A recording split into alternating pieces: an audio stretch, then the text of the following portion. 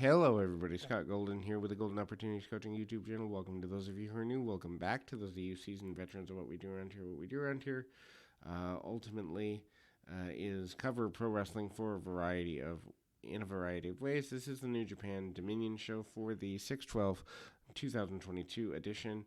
Aaron Hanare, Francisco Akira, and TJP United Empire defeating Master Wato, Taguchi, and Hiroshi Tenzan.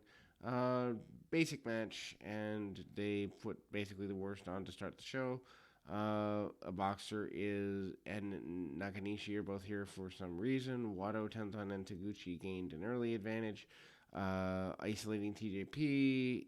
Akira tags in, and the UE is able to take control. Taguchi turned things back around for his team for a little while. Doesn't last very long, though. Then United Empire takes the lead, rushing the ring. Leading near fall, TJP splash is interrupted by Akira, leading to a double tag, and then Tenzan overwhelms Hanare, landing a brainbuster for near fall. After the kick out, Hanare fights back in the match and lands a spinebuster for near fall of his own. Hanare then locks Tenzan full Nelson, leading to a submission. This is fine, but does it really need to be here? Probably not. Ace Austin, El Plantasmo, and Taiji Ishimori Bullet Club defeating Bushi, Hiromu Tanahashi, and Naito. Mid of the show tag opens with a brawl. Bullet Club isolates Naito early. Bullet Club hits heel offense and back rakes. They don't really take full advantage here. Hiromu tags in. Back and forth sequence with Ishimori coming up ahead. Double tag leads to ELP and Bushi in the ring. Sequence of their own. There's a scuffle between the two. ELP and Bushi hits Bushi with the CR2, winning the match for his team. Toru Yano defeating Doc Gallows. This is horrible. Gallows is a guy that has a lot of potential, but he's kind of resting on laurels, at least in my opinion, in Japan. I haven't seen anything from him that is can't miss television or anything of that nature for a very long time. Yano tries opening the match, spraying Gallows with disinfectant instead. Doc beats him down, and then we go into Yano pouring liquids across his face. Doc then leads the match to where he continues his assault. Back in the ring, Yano dodged a clothesline, sending Doc into a buckle. Yano follows up with a beard yank and gets choke bombed. Yano kicks out. Doc tries to close that, but Yano grabs the referee, hits Doc with a low blow, and rolls Doc up for a sudden win. Is this really what you want to be doing with somebody of this nature at that size? Just doesn't make sense to me at any level. Never open weight 6-man tag. Too many 6-man tags. Evil Show and Yujito Tanahashi, House of Torture, defeating El Desperado, Kanemaru, and Zack Sabre Jr., Suzuki Gun. Basically, House of Torture match, very basic. Cheating, Togo interference, and all of that. Match opens with House of Torture rushing Suzuki Gun before they entered the ring. After a few minutes of chaos, House of Torture emerges with control. House of Torture uses underhanded tactics to stay ahead while keeping Kanemaru away from his corner. Suzuki Gun rushes the ring, saving Kanemaru, helping to secure a figure 4 leg lock on show. Match breaks down into a brawl. Distraction from Dick Togo leads to a loaded boot kick. Show then drops Kanemaru with the shock arrow, winning the match and retaining control. Tag team champions Great Okan and Jeff Cobb, United Empire, defeat Bad Luck Fale and Chase Owens, Bullet Club. Cobb and Okan will be coming to the States, probably doing the pay-per-view. Then we go to Owens and Okan opening the match with decent wrestling. Chase Owens, terribly underrated, gains a lead with some help from Fale, resulting in an extended period of the Bullet Club being in control. Cobb tagged in. He ends the advance of his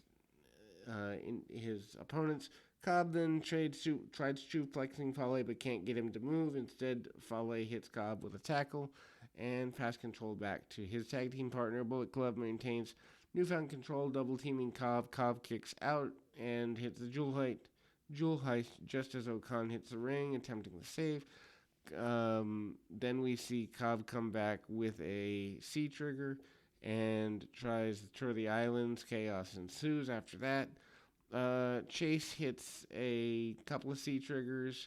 Fale then sends Cobb up for the double team sequence, but Okan prevents that. Okan then meets Owens on the top, delivering a belly-to-belly suplex. Cobb then follows up, hitting Owens, tour the islands, winning the match and the belt. After the match, Rocky Romero hits the ring and tries beating Okan and Cobb. Okan and Cobb destroys Rocky before posing. Then they announce the G1 tournament lineup. So that's Okada, Tamatonga, Tanahashi, Tom Lawler, Jonah, Yoshi, Hase, Goto, Yano, Ishii, Jeff Cobb, Great-O-Khan, Will Ospreay, Aaron Hanare, Shinzo Takagi, Sanada, Tensei Naito, Jay White, Evil, Kenta, Yurio, Takahashi, Bad Luck Fale, Chase Owens, Juice Robinson, Taguchi, Zack Sabre Jr., Lance Archer, David Finlay, and El Phantasmo. Then we go to Hiroshi Tanahashi defeating Goto, and this is for the shot to be in the interim AEW deal. It serves its purpose. Match opens back and forth, spills out to the floor.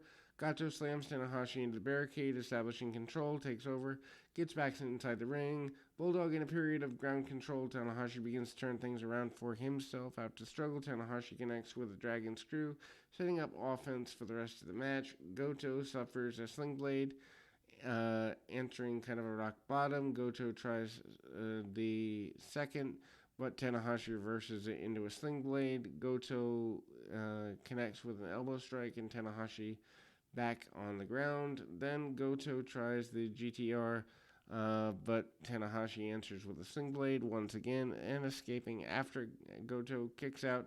Tanahashi lands a crossbody high-fly flow for the win. Tanahashi moves on to face Jon Moxley at Forbidden Door for the interim championship. Hopefully Tanahashi wins.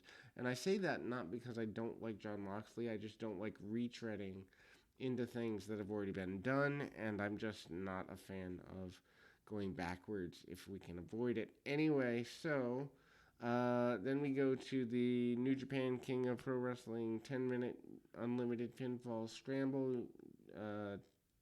Shingo defeats Taichi, and not necessarily a fan of this. 10-minute time limit and a score counter. Every second you pin your opponent results in a point. The person with the most points at the end wins. After the opening strike exchange, both men trade roll-ups, leaving Shingo with a 1-point lead. Shingo then follows up with groundwork and getting to a 3-point lead. Match slows down for a moment, allowing Taguchi to land a kick and score 2 more points. Shingo then answers with a pumping bomber, but Taguchi lands a big suplex, narrowing the lead to a single point.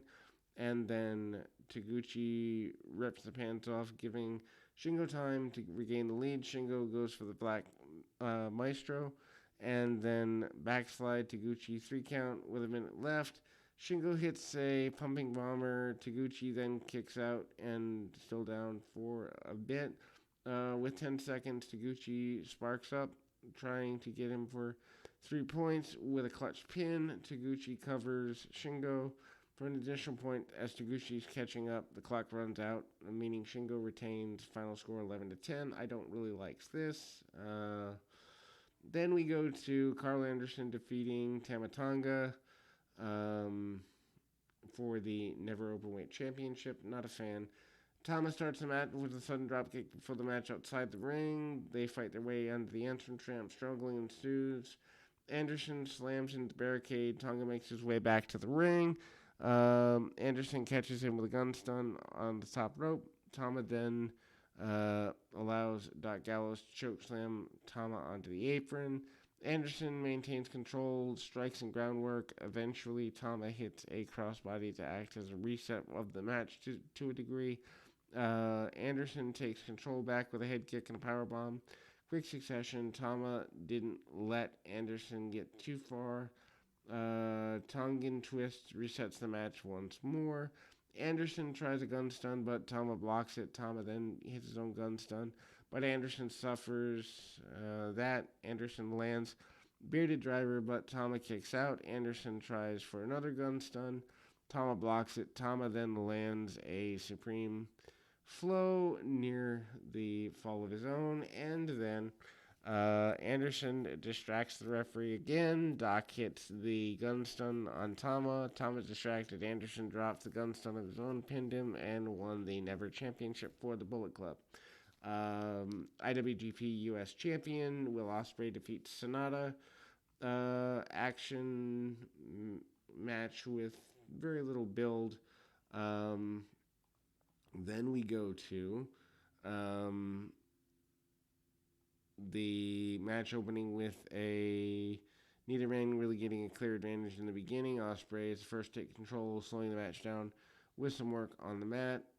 Sonata again answers with light offense, but Ospreay comes back. Ospreay sends Sonata to the floor, buying a bit of a breather before hitting a beautiful dive. Back inside, Ospreay tries the Oz Cutter. Sonata avoids that, and then they go back and forth. Sonata kicks out of the Oz Cutter and reverses the Stormbreaker into offensive sequence of his own.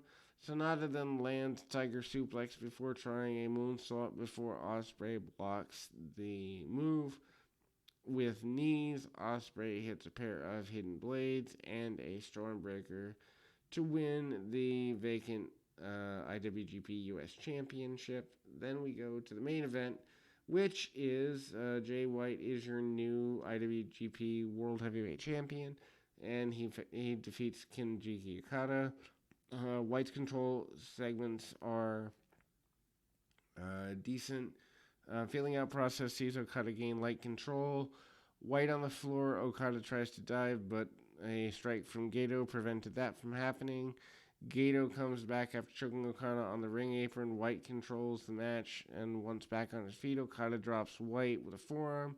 White then cuts off Okada's bound back, but it's met with a boot. DDT scoring. Okada near fall begins to move towards signature offense. White then rolls the floor again. Okada slams White into the barricade and drops him with a boot. Gato then hit Okada and beat down his troubles. Okada then follows up, taking out White and Gato with a crossbody over the barricade. Okada then tries a pile driver on the floor. White blocks that. Okada goes into the barricade. White then throws Okada into the barricade again with a suplex back in the ring. White lands a brainbuster for a near fall. White then continues with an uncontested offense for a while, landing a facebuster German suplex and a salto suplex on the floor. White takes out his opponent on the floor. Then we go, Okada leaps from the top rope, delivering a dropkick, restarting the match in his favor. Okada then follows up with a top rope elbow drop before tying for the Rainmaker. White reverses that into a dragon screw, and then White tries taunting Okada with a series of slaps. Okada answers with a sudden dropkick before turning into the money clip, escaping the hold. White then shoves Okada into the referee. Gato gets in for a bit of interference. Okada maintains control. Strike exchange, but White blocks the Rainmaker attempt and gets a shot to the rib. White pins Okada after the Blade Runner before Okada could connect with the Rainmaker proper. White pins him. After his title win, White celebrates in the ring with the rest of Bullet Club, cutting to a promo demanding the crowd to cheer. And then White bragged about selling out MSG and the United Center, insulted Tanahashi, and declared that this is the Switchblade era. Interesting to put that on a kind of throwaway show, but that's where we are, and that will certainly have an impact on AEW Forbidden Door. Again, I'm not a fan of the Forbidden Door concept because it wasn't promoted properly or long enough, but whatever. Anyway, we'll be back with more right after this.